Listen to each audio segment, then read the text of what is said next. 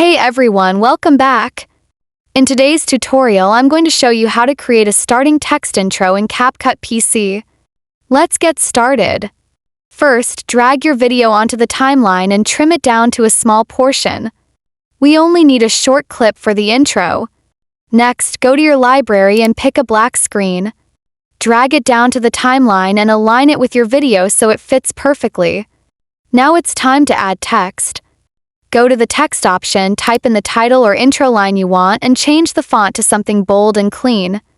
Position it right in the center of the screen and make sure it's lined up properly in the timeline. Next, let's animate the text. Add an animation effect so it appears smoothly. Once that's done, select both the black screen and the text together and create a compound clip. Now trim the compound video so that it's slightly shorter than your main video clip. This helps the intro flow better. For that, go to the Remove Background option, choose Chroma Key, and this time remove the white color so that the text effect blends in nicely.